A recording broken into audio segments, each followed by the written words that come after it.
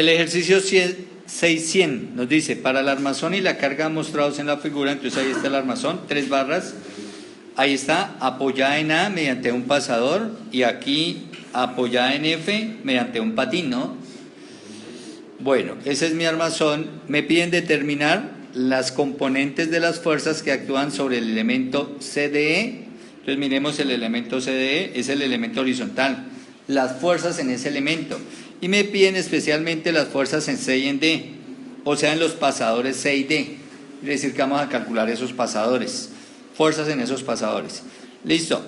Entonces, como se trata de un armazón, recuerden que en las armazones tengo elementos de 2, de 3, de 4 fuerzas. Miremos, el elemento ABD, ¿cuántas fuerzas? 3 fuerzas. El elemento CDE, 3 fuerzas también. El elemento FSB, también 3. No hay elementos de 2 fuerzas, ¿no? Lo primero que uno hace es identificar si hay elementos de 2 fuerzas. Listo. Entonces, todos son elementos de 3 fuerzas, luego eso es un armazón. Ahora, primer paso, halle las reacciones en los apoyos. Entonces vamos a dibujar las reacciones en apoyos. Bueno, ahí están las fuerzas. Como en A es pasador, entonces recuerden que ahí se colocan 2 reacciones, AX y AY, para determinar la carga A, ¿no? Porque ahí hay una resultante A, la resultante de esas 2. Y acá en F, por ser patín, solo una reacción que es la normal al punto de apoyo, a la superficie de apoyo, a la pared de apoyo, y perpendicular a ella, saliendo de ella. Listo, son las 3 reacciones. Entonces recuerde que lo primero es calcularlas. Entonces para calcularlas, recuerde, sumatoria de fuerza en X, sumatoria de fuerza en Y y sumatoria de momentos. Voy a empezar haciendo sumatoria de momentos igual a 0. Tengo que definir en qué punto hago momentos. Recuerden que uno hace momentos en el punto donde más hay incógnitas. ¿Dónde es donde más hay incógnitas? En A. Entonces vamos a hacer sumatoria de momentos en A. Entonces acá, sumatoria de momentos respecto al punto A igual a 0. Entonces, respecto a A, primera, las dos, AX y AY no generan momentos respecto a A, ¿no? Porque están ahí exactamente aplicadas en el punto A, no generan momento. La primera carga que genera momento, Fx. ¿Cuál es la perpendicular que va de Fx al punto de rotación? Pues esta línea amarilla, ¿cierto? Y el momento será, mire que ya son perpendiculares, el momento será la fuerza, ¿cierto?, por la distancia perpendicular, que es la longitud de la línea amarilla. ¿Cuánto vale la longitud de esa línea amarilla? Entonces, para hallarla, aquí está toda la geometría para calcularla, ¿sí o no? He dibujado ese triángulo verde. ¿Qué información tengo del triángulo verde? Que la base es lo que yo busco, ¿cierto? La base es la longitud que yo busco. Entonces llamemos a esa distancia D. Entonces estoy hallando D. Esa es mi incógnita. Listo, la base. Conozco los ángulos, ¿sí o no? Los ángulos que son 30 grados aquí arriba y 30 grados acá. Si esta es la base y estos 2 ángulos son iguales, ¿qué clase de triángulo es este triángulo verde? Un triángulo isósceles, ¿no? Porque si los ángulos de la base son iguales, es un triángulo isósceles. ¿Cuánto vale este ángulo acá? 120 grados. Porque recuerde, 30 de acá y 30 de acá son 60. Para llegar a 180 me faltan estos 120. Listo, 120 grados ahí. Y adicionalmente, mire, tenemos que este lado mide 8, ¿sí o no? Como el triángulo es isósceles, pues este también mide 8 pulgadas. Este lado.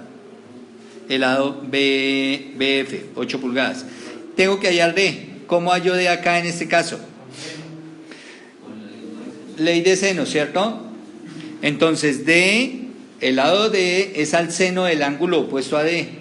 El ángulo opuesto a D, ¿quién es? 120 grados, ese es el ángulo opuesto a D. Entonces es al seno del ángulo opuesto a D, seno de 120 grados, como un lado y un ángulo conocidos. Como 8 pulgadas, ¿cierto? ¿Es a quién? A seno de 30 grados. Y listo, de aquí despejamos D. Entonces, D es igual a ¿qué? ¿Cómo despejo? Pues este 120 viene a multiplicar aquí arriba, ¿cierto? Y ya me queda despejado D. Entonces, D es igual a 8 pulgadas por el seno de 120 grados, dividido en ¿cuánto? entre el seno de 30 grados. Bueno, y al hacer eso en la calculadora les dio que D es igual a 15 punto ¿qué? 13.856 pulgadas, ¿cierto? Bueno, ese es el valor de D. ¿Para qué era que necesitamos D? Estamos asumiendo sumatoria de momentos respecto de A igual a 0 y vamos a calcular el primer momento. Entonces, esos 13.856 pulgadas, que es esta distancia D, por el valor de ¿quién? De Fx. ¿Conocemos Fx? No, entonces dejamos indicado por el valor de la fuerza X. Listo. Ese momento o la rotación que me genera, en este caso, Fx a esta base del triángulo, a esta línea verde que antes la tenía de amarillo, anclada en A, es que horario o antihorario, antihorario, positiva la rotación. Listo. La otra rotación, la que genera la carga de 25. Entonces voy a borrar todo esto acá. Entonces, el momento, recuerden, línea de acción de la fuerza, o sea, una línea sobre la fuerza. Es esa línea amarilla, la línea de acción de la fuerza, ¿cierto? Una línea que va sobre la fuerza. La perpendicular que va de esa línea al punto de rotación. Busquen una línea que forme 90 grados con esa línea y que vaya hasta el punto A, que es mi punto de rotación. Será esta línea verde que estamos trazando, ¿cierto? Estas dos líneas son perpendiculares, forman ángulo de 90 grados acá. Y ahora trasladamos la fuerza hasta acá, ¿cierto? Hasta donde se cortan las dos líneas. Y ahora sí calculamos la rotación. Entonces la rotación serán estas 25 libras, que son estas mismas, ¿no? Que las he trasladado, las he movido a lo largo de su línea de acción. Por esta distancia, ¿cuánto es esta nueva distancia D? Entonces miremos la geometría. 12 pulgadas, ¿cierto? Que es toda esta longitud, mire. Toda esta longitud, estas 12 pulgadas, llegan a este punto, y ese punto, mírelo, está exactamente encima de A. Entonces, esa distancia son 12 pulgadas. Entonces, aquí tenemos 12 pulgadas por el valor de la fuerza, que son 25 libras. ¿Cómo es la rotación que produce la carga de 25 a la línea D que acabamos de marcar respecto a A? Anclada en A, horario, o sea que este momento es negativo. ¿Listo? Y no hay nada más de fuerza, ¿cierto? Entonces ya cierro igualando a 0. Y de acá ya tengo, despejo el valor de Fx. Fx les dio 21.651 libras. Ya tenemos la reacción Fx, esta. Ahora nos toca hallar AX y AY. Entonces recuerden que todavía podemos hacer ¿qué? Sumatoria de fuerzas en X y sumatoria de fuerzas en Y. Entonces, si hacemos sumatoria de fuerzas en X igual a 0, ¿no? Ahí está. ¿Qué tenemos en X? AX y FX, ¿cierto? Y ambas van para la derecha, o sea, yo tendría AX más FX igual a 0. Y de acá despejo AX, ¿no? Porque FX ya la conozco, miren, la acabé de hallar. Entonces, si yo despejo de acá, ¿qué me queda? Que AX es igual a ¿qué? A menos FX. ¿Cierto? Porque el Fx está positivo, pasa a negativo. O sea, a menos 21.651 libras. Quiere decir que AX no iría para donde la marqué, ¿cierto? Sino que AX irá en sentido opuesto. Entonces, ojo, va para el otro lado, va para la izquierda. Y si ahora hacemos sumatoria de fuerzas en Y igual a 0, ¿cuántas fuerzas tengo en Y? 2, AY y 25 libras, ¿cierto? Una positiva y la otra negativa. Entonces yo tendría que colocar AY, ¿cierto? AY menos 25 libras igual a 0. Obviamente AY igual a ¿cuánto? 25 libras positivas, ¿cierto? ¿Qué quiere decir? Que va en la dirección marcada. Listo, ya tengo las tres reacciones, primer paso. Recuerden que a veces no se pueden hallar todas las reacciones, porque a veces me dan dos pasadores, entonces son 4 reacciones, a veces no se pueden hallar. Entonces usted simplemente calcula las que pueda hallar y continúa con el problema. El siguiente paso que vamos a hacer es desarticular los elementos. Voy a despiezar esto, voy a sacar las 3 piezas y voy a dibujar las fuerzas que actúan sobre cada elemento en los apoyos, fuerzas internas y fuerzas externas que llegan al elemento. Entonces me quedará la siguiente situación. Bueno, ahí están las 3 barras, ¿cierto? Estas son las 3 barras, mi barra CDE, mi barra ABD y mi barra FCB. Ahí están, mírenlas. Bueno, ahí están los eslabones donde articula cada barra. Lo siguiente es colocar las fuerzas externas que actúan sobre las barras. Entonces, por ejemplo, sobre la barra FCB actúa la fuerza FX. Entonces la voy a colocar. Ahí está, Fx en F. Y como nos dio positiva, pues la dibujamos en la dirección que habíamos determinado aquí, Fx, ¿cierto? Ahora, las otras son en el punto A. Está AX y AY. Pero recuerden que AX, ¿cómo nos dio?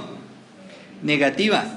Quiere decir que no actúa para la derecha como la dibujé, sino que actúa para la izquierda. Entonces de una vez corrijo.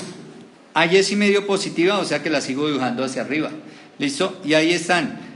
Ojo, el valor de AX ya no va a ser menos 21, ahora va a ser 21 porque ya corregí el signo, miren, ahí ya corregí el signo, entonces ya va a ser 21, ya está en la dirección correcta. Y ahora lo siguiente es empezar a colocar las fuerzas. Entonces, las fuerzas en el pasador B. Ojo, miren que yo voy a dibujar la fuerza en el pasador B, en esta barra voy a dibujarla positiva. Positiva la BX y positiva la BY. En la barra ABD. Pero como aquí está el punto B también, ¿cierto?